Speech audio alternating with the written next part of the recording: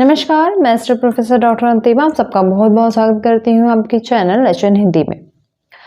आज हम पढ़ेंगे यूजीसी नेट हिंदी साहित्य का यूनिट 9। यूनिट 9 है हिंदी निबंध। हिंदी निबंध इसमें आपके हिंदी साहित्य की कुछ चुनिंदा निबंधों को दिया गया है, उन निबंधों को पढ़ना है और उसके साथ ही अलग से आप जितने भी निबंधकार आपके सिलेबस में दिए गए हैं आप उसको निश्चित ही पढ़ लें। ठीक है, तो सबसे पहला जो निबंध है आपके सिलेबस में दिया है भारतेंदु हरिश्चंद्र का दिल्ली दरबार दर्पण।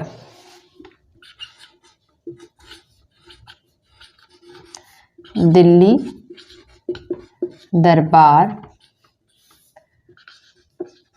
दर्पण ये उनके शुरुआती दौर के निबंध हैं। इनके भारतेंदु हरिश्चंद्र का हमें पता है भारतेंदु हरिश्चंद्र तमाम गद्य विधाओं के जनक कहे जाते हैं।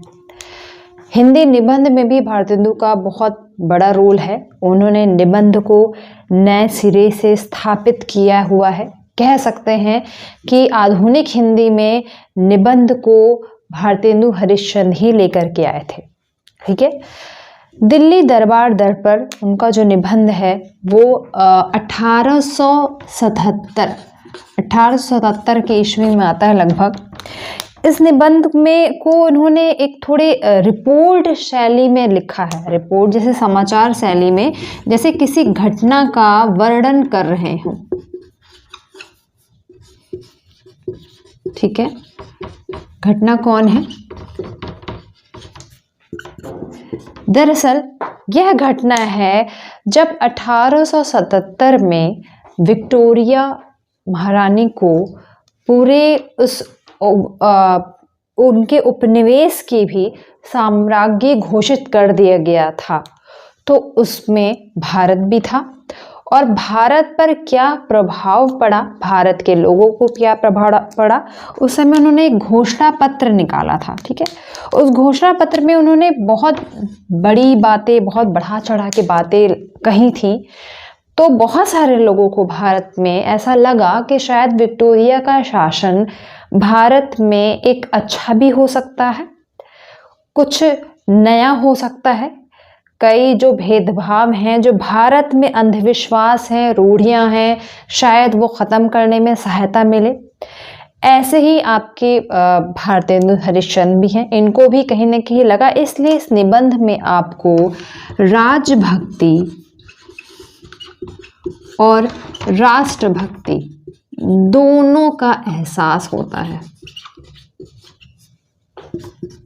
कहीं न कहीं भारतेंदु हरिश्चंद्र को लग रहा था, उनको भी ये आशा थी कि ये जो विक्टोरिया का आना भारत के लिए कुछ अच्छा करेगा, कुछ प्रगति होगी, कहीं जो भारत की रूढ़ियां हैं वो ख़त्म होगी। ये इस उम्मीद के संग भी वो देखते हैं इसको। तो बहुत इन्होंने उस घटना का वो बहुत वर्णनात्मक रूप से उसका पूरा डिस्क्राइब किया है, वर्णन किया है। यहाँ तक कि उन्होंने उस जो राष्ट्रगान होता है विक्टोरिया जी के सम्मान में, उन सब का जिक्र आपको इसमें मिलेगा। इससे प्रश्न पूछा जाता है क्योंकि एकदम स्टार्टिंग के निबंध हैं, पढ़ने के लिए बहुत कम मिलता है आपको, फिर भी आसानी से यह आपके गूगल पे हिंदी समय पर ऑलरेडी उपलब्ध है, तो आप उसमें जा कर के ये पढ़ सकते हैं। ठीक है, अगला जो निबंध है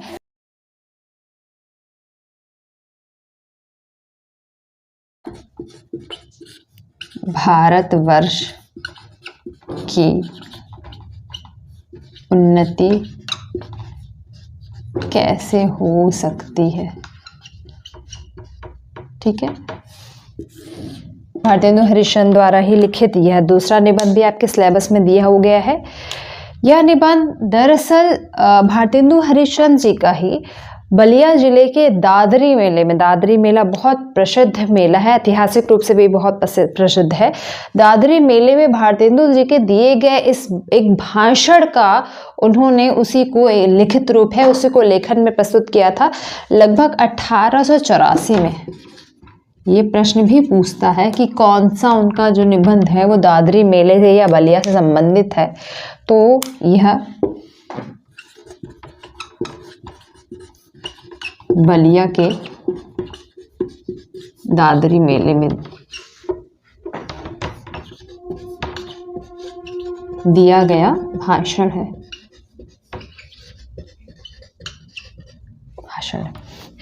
इसमें भारतेंदु हरिश्चंद्र जी ने बताया है कि कैसे हम भारत को प्रगति के रास्ते पर ला सकते हैं, किस प्रकार भारत की जो तमाम विविधताएं हैं उनको एक करके, तमाम रूढ़ियों को, अंधविश्वासों को ख़त्म करके, आपसी भेदभाव को, चाहे वो जातिगत भेदभाव हो या धर्मगत भेदभाव है, उसको समाप्त करके एक हो करके ही हम भारत के अच्छे भविष्य को देख सकते हैं।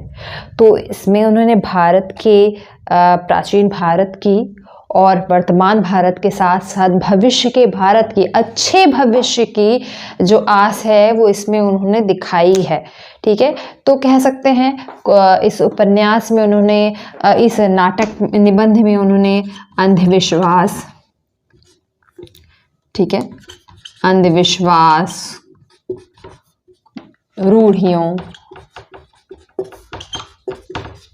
रूढ़ियों के प्रति भारतवासियों को एक साथ खड़ा होने का संदेश दिया है।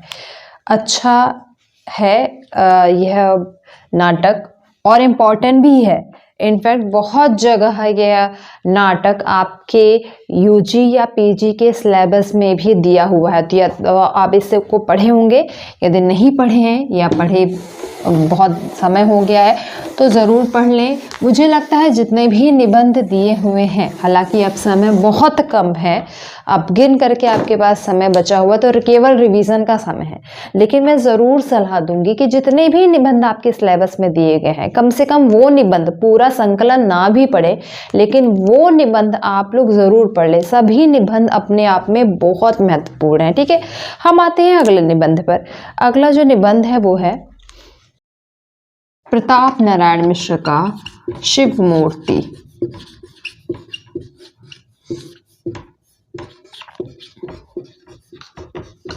प्रताप नारायण मिश्र,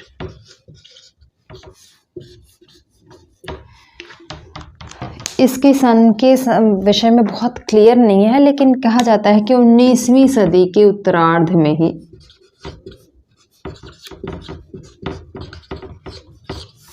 यह निबंध लिखा गया है।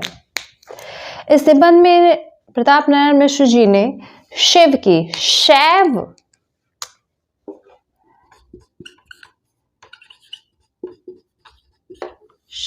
की महत्ता के बारे में बताया है।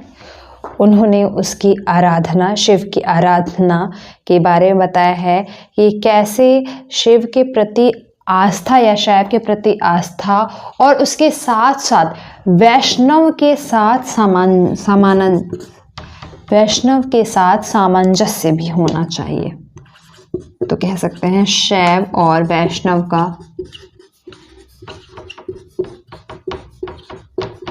सामंजस्य। ठीक है, आस्था को इन्होंने ज्यादा महत्व दिया है इस उपन्यास में, ईश्वर के प्रति आस्था को। हालांकि बहुत अंधविश्वास और रूढ़ियों के अगेंस्ट ये भी थे, लेकिन ईश्वर के प्रति सच्ची आस्था को यह मानते हैं और मनुष्य के लिए जरूरी भी समझते हैं। इस निबंध में उन्होंने लोकोक्ति और मुहावरों का भी अच्छा प्रयोग किया है। इस लिहाज से भी यह निबंध इनका महत्वपूर्ण है। सिलेबस वगैरह में तो बहुत कम मिलता है यह निबंध, लेकिन फिर भी आपको हिंदी समय पर या आसानी से प्रताप नारायण मिश्र जी के जो निबंध संकलन है ना, जो चुनिंदा प्रतिनिधि निबंध संकलन है, उसमें भी आप निबंध आपको मिल जाएगा। ठीक, अगले निबंध पर हम आते हैं।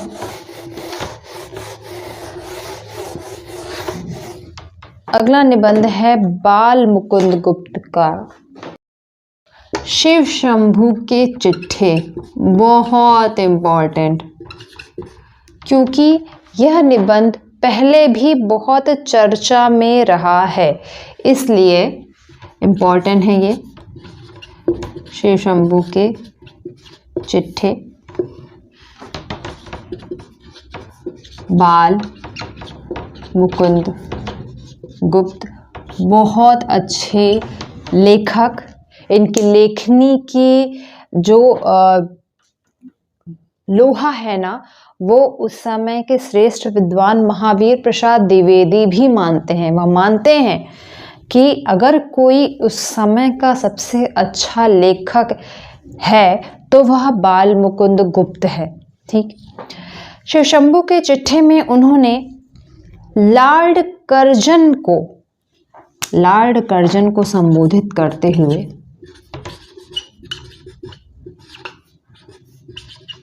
लॉर्ड कर्जन को संबोधित करते हुए 8 चिट्ठे लिखे। ठीक है, 8 चिट्ठे लिखे हैं। इन चिट्ठों में उन्होंने भारत की अव्यवस्था और भारत की दुर्दशा के बारे में उनको इंगित कराया है, और कहीं ना कहीं वह एक कटाक्ष भी करते हैं कि इन सब का जिम्मेदार कौन है। यदि शासक वर्ग में आप हो, सत्ता में आप हो, शासन आप कर रहे हो, तो ये जो भारत की दुर्दशा हो रही है, जो भारत की अव्यवस्था परिस्थिति है, वह कौन देखेगा या कौन देख रहा है। तो कहीं ना कहीं उन्होंने उन पर ये कटाक्ष भी करते हुए यह चिट्ठे या फिर यह जो निबंध है वो लिखा है। 8 चिट्ठे लेकिन पूरे लिखे थे उन्होंने, जो कि सभी महत्वपूर्ण है और सभी से पूछा जा सकता है कि इनमें से कौन कौन है। तो पहला जो है वो बनाम लॉर्ड कर्जन। ठीक है, दूसरा है श्रीमान का स्वागत। श्रीमान का स्वागत है। तीसरा है वायसराय का कर्तव्य का कर्तव्य। चौथा है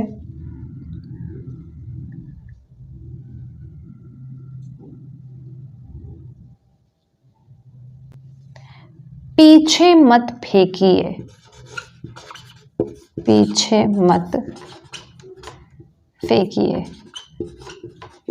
ठीक है, फेंकिए। पांचवा है आशा का अंत का अंत। छठवां है एक दुराशा। सातवां है विदाई संभाषण। विदाई संभाषण दिख रहा है। और आठवां है बंग विच्छेद।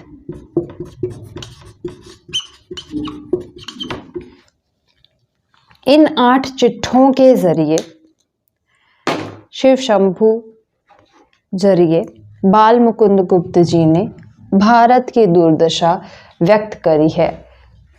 लॉर्ड कर्जन के सामने नहीं, भारत की जनता के सामने भी उसका एक प्रतीक उन्होंने, एक कह सकते हैं माध्यम उन्होंने लॉर्ड कर्जन को लिया है, लेकिन कहीं ना कहीं वो भारत की जनता को बता रहे हैं कि भारत की क्या स्थिति, दुर्स्थिति हो रही है। और यह स्थिति लास्ट में बंग विच्छेद के, बंग विभाजन के साथ जाकर के टिकेगी। यह कर्जन के शासन की, यह कर्जन के समय की देन है। ठीक है, अगला निबंध पर आते हैं।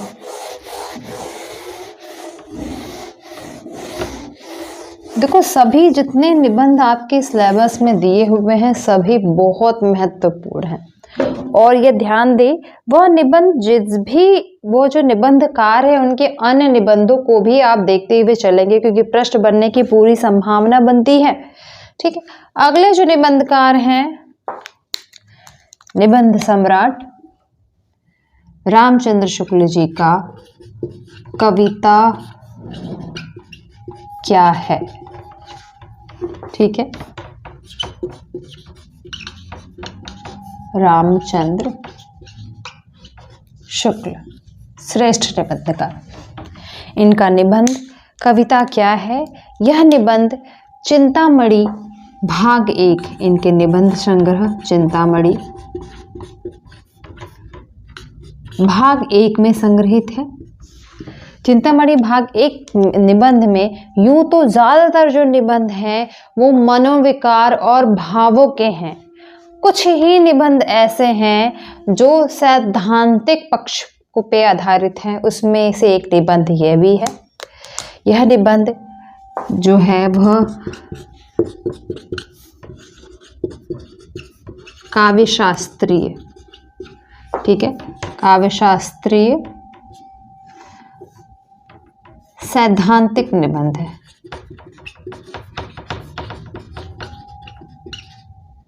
ठीक है, इस निबंध में इन्होंने ज्यादातर कविता के काव्यशास्त्रीय कला पक्ष जो है उसके बारे में ज़्यादा बताया है कि कविता की जो बनावट होती है वह क्या होती है, इसमें क्या ज़्यादा चीज़ आवश्यक है, किस प्रकार से वो बनती है, उसकी संरचना है वह किस तरह से बनती है, और इसमें उन्होंने रस को भी बहुत महत्वपूर्ण माना है। तो ठीक है, तो इसलिए यह जो इसमें रस प्रधान है, यह प्रधान, और काव्य में लोक मंगल,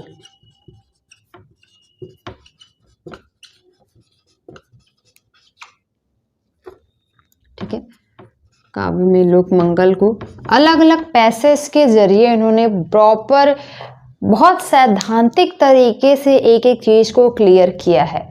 आप जरूर पढ़ें यदि आप हिंदी के विद्यार्थी हैं, और यदि आप, मैं तो सलाह दूंगी, आप नेट की तैयारी नहीं भी कर रहे हैं तो भी आपको चिंतामणि भाग 1 जरूर पढ़नी चाहिए।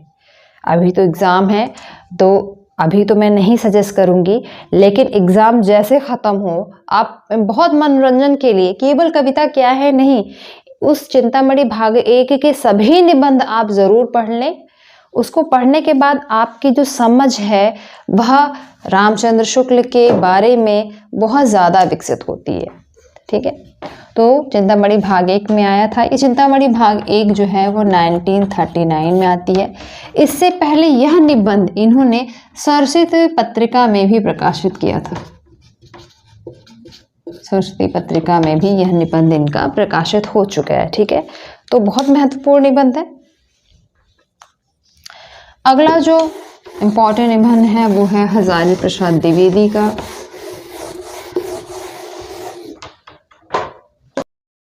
नाखून क्यों बढ़ते हैं। नाखून क्यों बढ़ते हैं। लेखक हैं हजारी प्रसाद द्विवेदी। हजारी प्रसाद द्विवेदी ललित निबंधकार माने जाते हैं। यह निबंध भी उनका ललित निबंध का ही एक उदाहरण है। यह निबंध हजारी प्रसाद द्विवेदी के ही निबंध संग्रह कल्पलता में संग्रहित है। कल्पलता में, ठीक है, ललित निबंध है।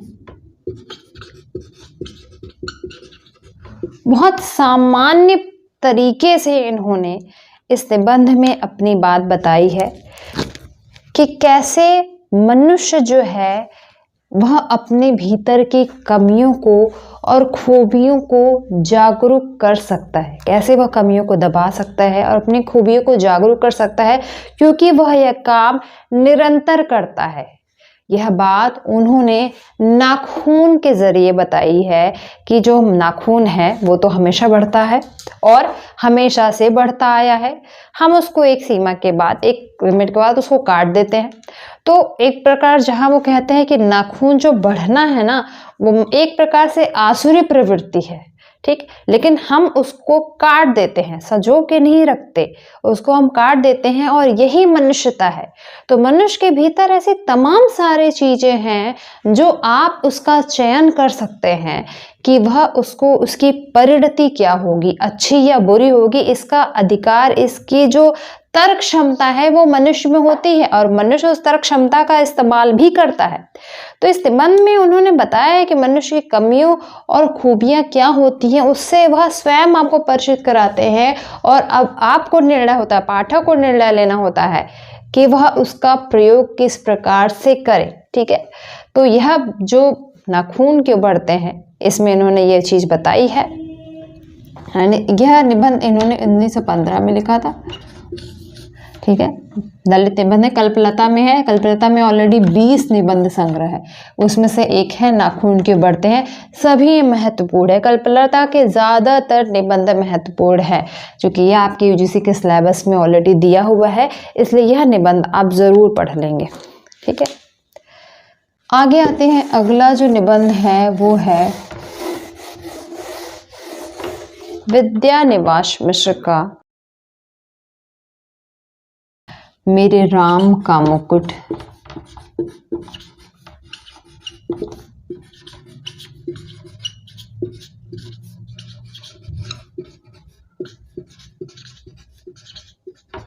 भीग रहा।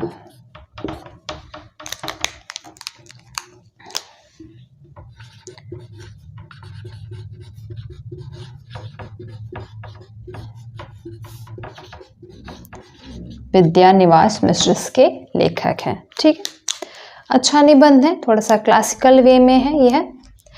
इस निबंध, ये ऑलरेडी एक निबंध संग्रह भी है और इस निबंध संग्रह में लगभग 17 निबंध हैं। ठीक है, और इस 17 निबंध में एक अलग से जो निबंध है वह मेरे राम का मुकुट भीग रहा है, इस नाम से भी है।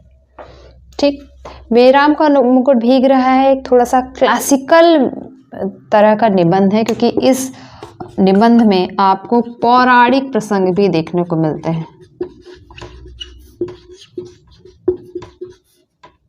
पौराणिक प्रसंग मिलेंगे और उन पौराणिक प्रसंग के साथ आज के मनुष्य की चिंता, तो पौराणिकता और उसके साथ आधुनिकता का जो मिश्रण है।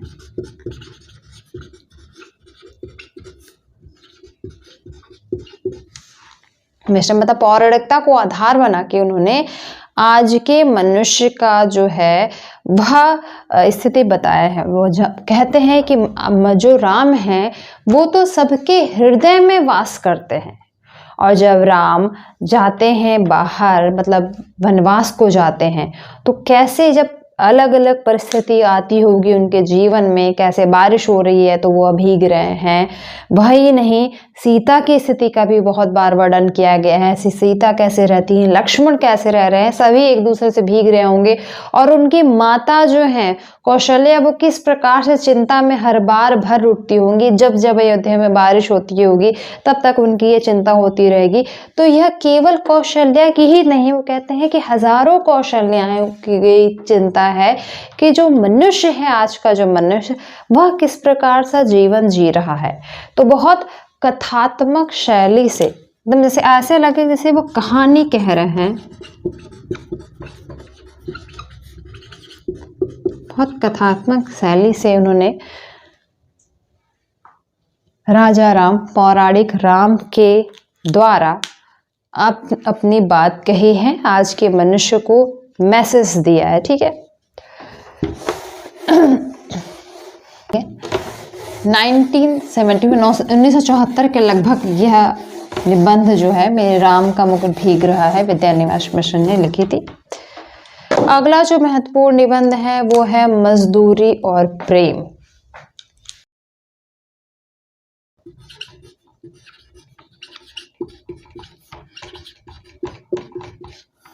मजदूरी और सरदार पूर्ण सिंह।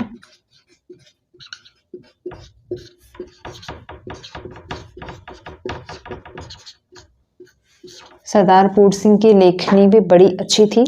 कई सारे इन्होंने अच्छे निबंध लिखे हैं। जैसे आचरण की सभ्यता भी इनका बहुत महत्वपूर्ण निबंध है। आपके सिलेबस में मजदूरी और प्रेम दिया है। यह निबंध 1912 के लगभग आता है। इस निबंध में जैसा कि स्पष्ट है, इसमें इन्होंने श्रमिक वर्ग की बात कही है।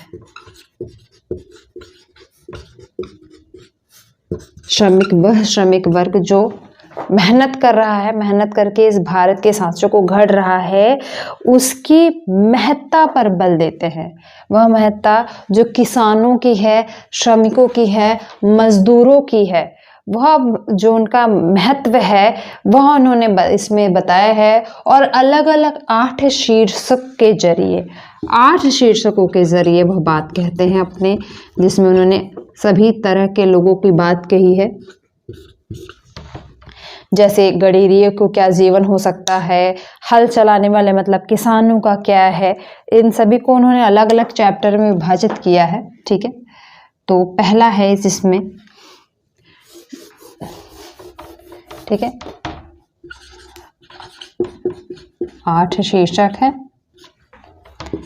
पहला है हल चलाने वाले का जीवन।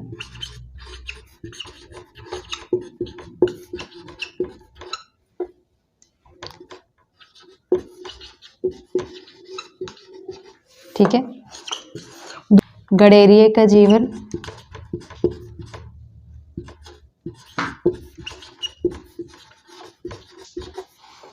तीसरा है मजदूर की मजदूरी।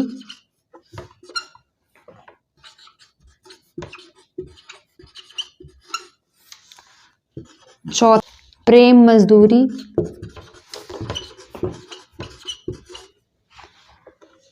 पांचवा है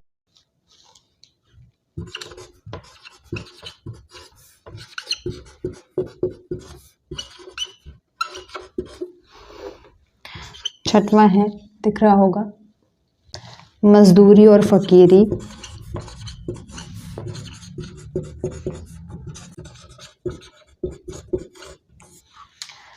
सातवां है, दिख रहा है आपको,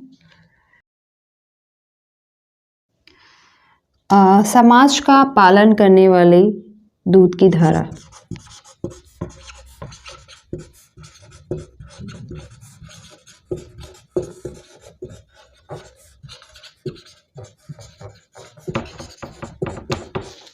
ठीक है, दिख रहा है, दूध की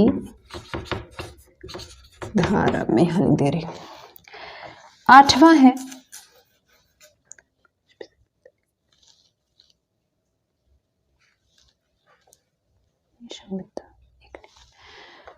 है यहां लिख रही हूं, पश्चिमी सभ्यता एक नया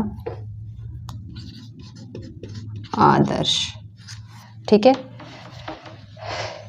इन 8 शीर्षकों में इन्होंने अपनी बात कही है। मजदूरों से लेकर बड़े बड़े दार्शनिकों तक की बात इसमें आपको दिखाई देगी। अच्छा निबंध है और सरदार पूर्ण सिंह काफ़ी अच्छे निबंधकार हैं और बहुत गंभीरता और विवेचनात्मक शैली के साथ अपनी बात कहते हैं। ठीक है, अगला जो निबंध है, उत्तरा फाल्गुनी के आसपास।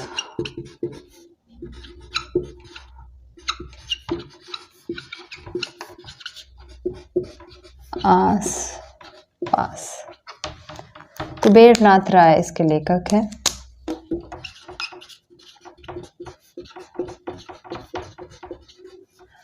विद्यानिवास मिश्र के लगभग समकालीन लेखक हैं। ललित निबंधकार है ये भी।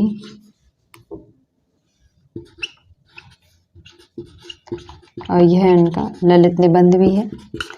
उत्तरा फाल्गुनी एक नक्षत्र होती है, वर्षा के बाद का एक नक्षत्र होता है, ठीक है। लगभग वर्षा ऋतु जब समाप्त होने वाली है होती है, वैसा एक नक्षत्र है।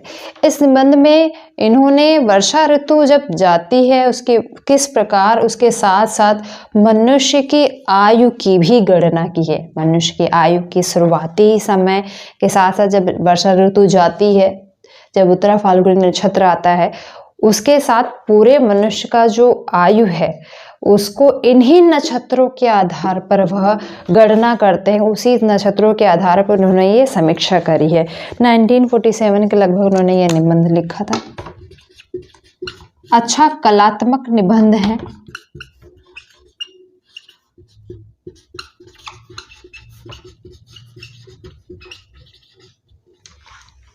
ठीक है, फैक्ट इससे कम पूछे जाते हैं लेकिन पंक्तियां इसकी पूछी जा सकती हैं, तो एक बार इसको ज़रूर पढ़ लेंगे, हम छोड़ नहीं सकते हैं इसको।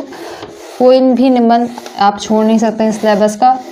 यदि एक दृष्टि डाली है तो ठीक है, यदि नहीं दृष्टि डाली है तो कम से कम PYQ वगैरह या फिर इसकी कुछ पंक्तियां जो है महत्वपूर्ण पंक्तियां हैं वो आप ज़रूर देख लेंगे।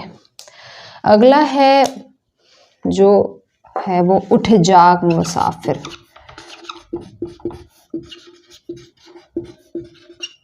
उठ जाग मुसाफिर विवेकी राय है इसके लेखक। विवेकी राय गवई जीवन के लेखक रहे हैं, ठीक है। इनके लेखन में क्या निबंध हो या क्या इनकी अन्य कहानियाँ या उपन्यास, उसमें आपको गवई जीवन की बहुत सुंदर जो झांकी है वो मिलेगी। इस निबंध में भी आपको ये ज़रूर दिखाई देता है गांव की स्थिति,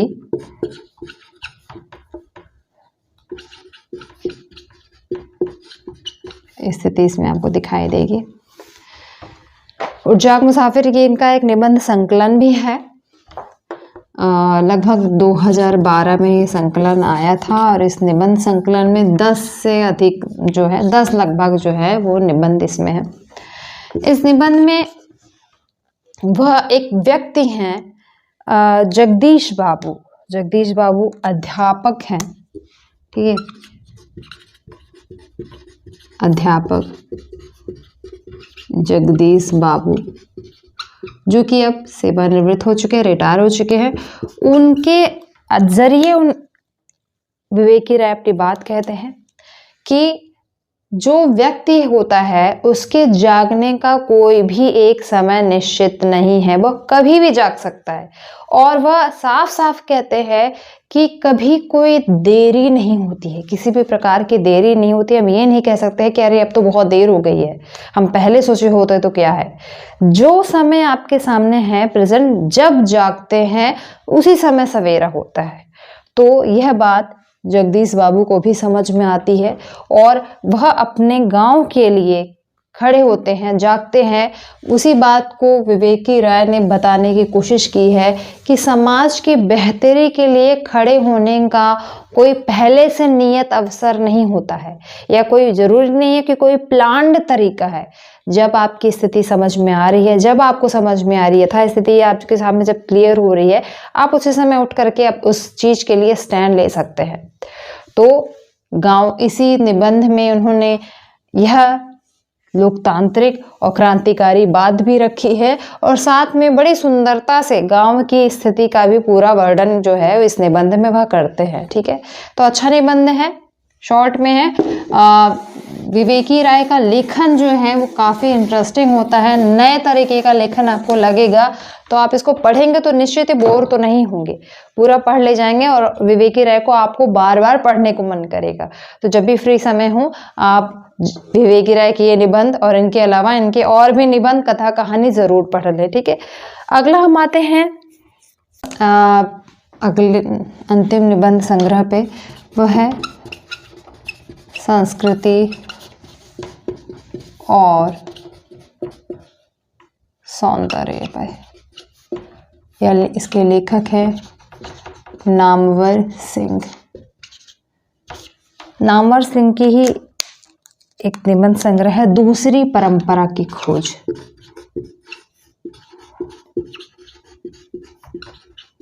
की खोज। इसी निबंध संग्रह में यह निबंध संकलित है। ठीक है, लगभग 1982 में यह निबंध आया था। ठीक है, एक प्रकार से आलोचनात्मक निबंध है।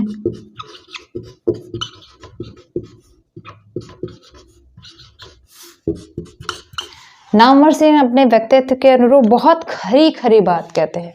बात जो होती है वो उनकी सटीक होती है, बिना घुमावदार वह सीधे रूप में अपनी बात कहते हैं। इस निबंध में उन्होंने अपनी बात कही है और इसके साथ साथ अन्य, चाहे वो हजारी प्रसाद द्विवेदी हैं, अज्ञेय हैं, चाहे वो हजारी प्रसाद द्विवेदी हैं, कालिदास है, दिनकर है और अज्ञेय है, उनके बहाने भी, उनको भी साथ में लेकर के उन्होंने इस उपन्यास में बात रखी है अपनी। तो यह प्रश्न भी अलग से पूछ सकता है कि किसका उल्लेख इन्होंने अपने निबंध में या किस निबंध में उन्होंने किया। नामवर सिंह की जगह किस निबंध में अज्ञेय का उल्लेख हुआ है या दिनकर का, कालिदास तक का भी उल्लेख वो अपने इस निबंध में करते हैं। और बहुत अच्छे तरह, बहुत सुंदरता के साथ उन्होंने मूल्यांकन किया है कि सुंदरता और संस्कृति एक दूसरे के कैसे वह अनुपूरक हो सकते हैं या उनमें कैसे एक दूसरे का सामंजस्य है। ठीक है, तो उन्होंने बताया है कि सुंदरता का क्या क्या रूप हो सकता है। अलग से वह बताते हैं कि मौन में किस प्रकार का सुंदरता है या विद्रोह में किस प्रकार की सुंदरता हो सकती है। तो उन्होंने बड़े सुंदर तरीके से, बड़े अच्छे तरीके से सुंदरता का और संस्कृति का जो रूप है वो अपने इस निबंध में बताया है। ठीक है, अच्छा निबंध है। पूरा निबंध संकलन दूसरी परंपरा की खोज ही बहुत अच्छा है। इससे प्रश्न भी बहुत पूछता है, क्योंकि ये भी निबंध जो है वो कई जगह सिलेबस में लगा हुआ है। यह दूसरी परंपरा की खोज, ये निबंध संग्रह लगा हुआ है। ठीक है, हो सकता है संस्कृति और सौंदर्य आपके सिलेबस में ना हो, लेकिन दूसरी परंपरा की खोज ये है जो कुछ यूनिवर्सिटी के सिलेबस में ऑलरेडी लगा हुआ है। तो इसको आप जरूर गंभीरता के साथ लेकर के पढ़ेंगे। ठीक है,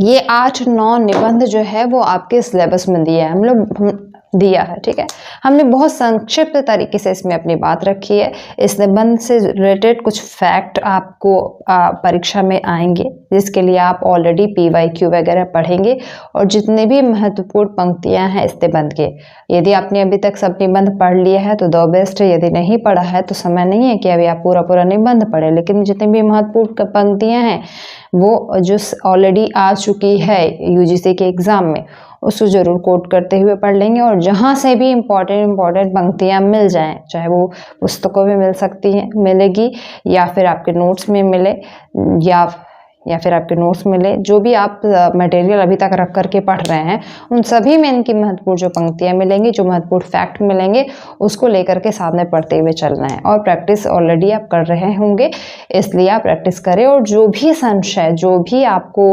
उसमें चीज़ समझ में नहीं आ रही है, आप उसको हमसे हमारे टेलीग्राम चैनल पर जो ग्रुप है हमारा, उसमें ऑलरेडी आप उसमें आप डिस्कस कर सकते हैं। ठीक है, तो तैयारी करते रहें। हमारी तरफ से ढेर सारी शुभकामनाएं। शुक्रिया।